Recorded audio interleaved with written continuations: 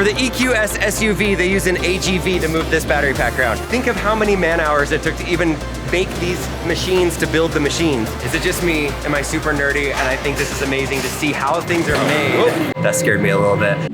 Today we are going to see what's inside the Mercedes-Benz EQS assembly line, the battery plant, the manufacturing facility, and guess what? I am not in Stuttgart, Germany right now. I'm in America.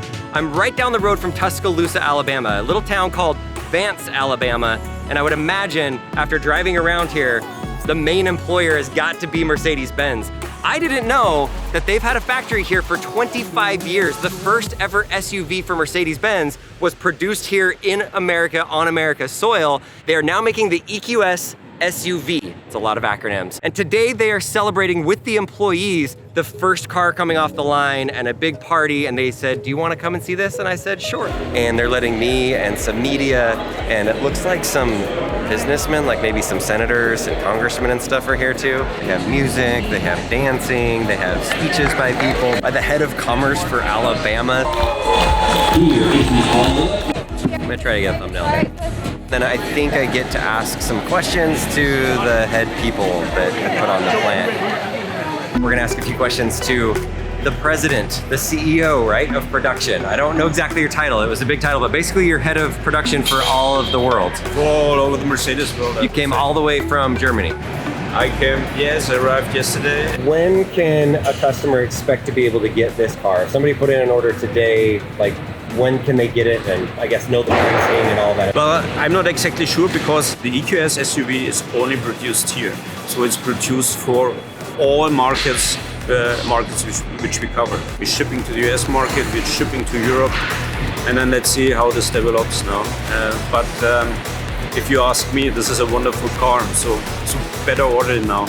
Okay. Fast. Awesome. Okay. Thank you. All right, so there we go. We just interviewed the president of all production in the world. I always get nervous when I interview people. I know that they're just people and humans are humans, but it's like, think of that guy's job. Think of all the different Mercedes-Benz that are out there in the world. This is a big deal today. This is the building that they spent $1 billion on, investing it in America, and this is where they assemble it all together in a battery pack. All right, so when you're in one of these sites, especially when it comes to dealing with batteries, you have to be extremely safe. So a few things. The shoes, I do have safety shoes on. They are very attractive, very nice, and very safe. And then I have safety glasses, but you're supposed to wear sleeves, and I didn't read that part of the email because I'm not good at reading emails. They have sleeves for me. It's these. I get to wear these on my arms, and I'm not sad about it at all. It's like socks for my arms. It's my favorite part of the day right here. I feel kind of like a basketball player, like in the NBA, you know, like LeBron James wears the sleeves on his arms. He looks just a little bit cooler than I do though. Sleeves. Unfortunately, over the years, there's been a lot of misconceptions about how safe batteries are, and especially when you compare that to gas or oil vehicles. In the past, some of it was from different types of auto manufacturers supposedly that were putting out this because they didn't want electric cars to actually exist and become a thing. No, they don't all spontaneously combust and catch on fire. But in order to get to that point, there's a lot of testing that has to be done. Ooh, that door's opening up. Go ahead, you're fine, you're fine. And right now inside of the battery plant, we are at one of the stages of the testing. There's many, many different types of testing. Every single battery pack before it's allowed to get on that semi-truck has run through vigorous testing of different types. This one is one of the more interesting ones that I didn't know existed. They fill them up with helium to a specific amount, and right now there's a robot that is sniffing to see if there's any helium that leaks outside of the battery pack. So, really smart test that I didn't think of. If you filled it up with oxygen, it'd be hard to see the oxygen, so you have to put helium inside of there so that you can detect the gas when it comes out. And if they did detect it, then they would probably run some, oh, whoa, the door's open. That scared me a little bit.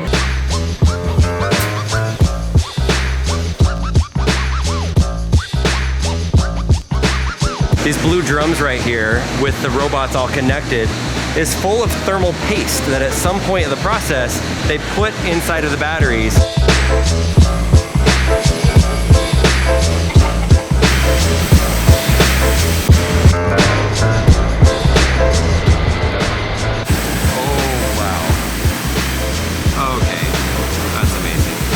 One of my favorite processes here is getting the actual battery pouches or battery cells inside of the lower housing. So this is the beginning of that part of the assembly line. A lot of work has already been done. Even though you just see a lower housing and metal skid right here, this entire thing has the screw holes exactly where it needs to be. One side note, technology. This is where all the screws come from. They're right here inside of this bin. They get sucked out of here and go through that tube and up and around into the robot, and then that robot screws it down into the battery pack to put the cell block down into the lower housing. Manufacturing is amazing. At the beginning of the assembly line, it's just the lower housing. There's no battery pouches or cells or even the covering on top of it. And it's probably only a couple 100 pounds, but still, as it goes along the line, it gets heavier and heavier. For the EQS SUV, they use an AGV to move this battery pack around. AGV, automated, guided vehicle. I need a little help with that. Acronyms are not my strong suit. This is where everything begins with the cell blocks. And so what you're seeing behind me is the way that the cell blocks look when they come from the suppliers and they come to this battery plant. They do some things to the cell block on the outside to prep it, to clean it, to get it ready to actually go into the actual battery pack and assemble everything. And right here are the brains of the battery pack. This is before they're going on the car. This is the low voltage testing area. So there's a bunch of cables in here that they connect to it. A bunch of different tests to make sure that this battery pack is safe and ready to go to the public. There's 150 screws that they use to attach the protective panel on top of it. So that's why they do the low voltage testing and a lot of different things to make sure everything is good to go before they put this on, because that's a lot of screws to take on and take off. Don't you love it when there's just a random bin of cooling lines? Cool, look at all that. That is all the coolant lines. This is where they put it on right here. And so that the liquids can go through the battery to make sure that the temperature is regulated. You have to have coolant, but it's really cool. I don't know why, just to see an entire tub full of coolant lines.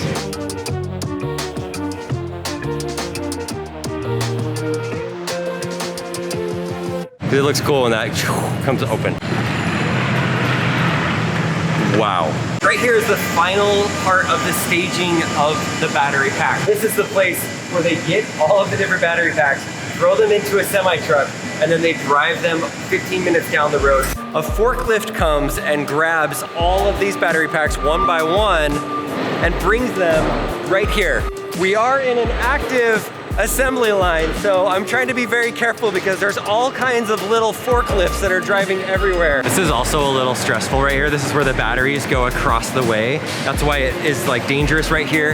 They have a bunch of lasers and lights that are tracking people to make sure they don't walk by, because this is an active production line and this comes across to go to there in order to get made. So right now we're good. I can walk, but earlier the lights were flashing and it went across. And so anyway, safety is important. This giant machine is picking up the battery pack, lifting it over to here.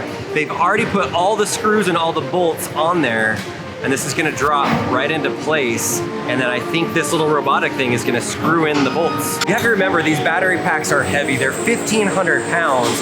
Once the battery pack has the bolts on it, you take the actual drivetrain, the motor, and you connect it to the battery pack.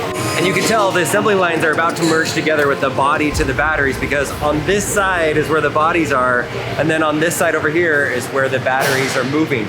Getting the drivetrains connected, getting them moving on. I don't know, it's just fascinating to sit and watch them actually making the cars right in front of my eyes. There's a lot of robots, there's a lot of artificial intelligence in today's manufacturing process, but there's definitely certain steps of the process that you just have to have humans that are there supervising. These guys are on their feet working hard all day, but at least they have the robots and the technology that makes their job a bit easier. Every few minutes, another one is getting connected together as they're working on this, and this is early days. After the marriage is complete of the body to the drivetrain and the battery cells, it comes down this line, and there's all kinds of parts that need to go onto the vehicle.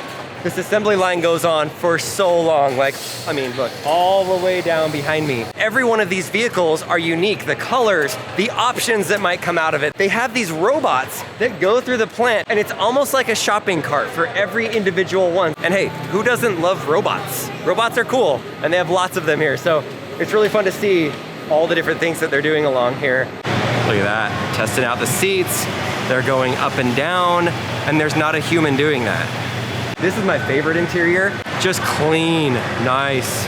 And as somebody that's driven in a Tesla, we have 4 Teslas, we've driven them for years, there's no question that the interior build quality is so much better. I don't want to say a million times better. It's so much better. The seats are so comfortable. So Mercedes-Benz, thank you for letting me come out here and get access to the battery plant to see the celebration of the first electric car in America going out. It's the first of many electric vehicles that Mercedes are going to be making in America and around the world. And hopefully you guys enjoyed watching this video and saw some cool things that maybe you didn't know about electric cars, because I sure learned a lot today.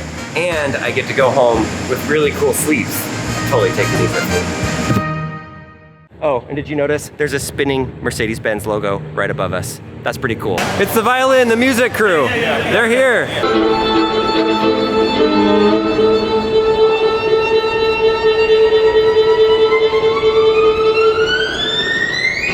Nice job, guys. You did great. Goodbye, robot. AGV, EG something, whatever you're called acronym. Goodbye. Who doesn't love robots?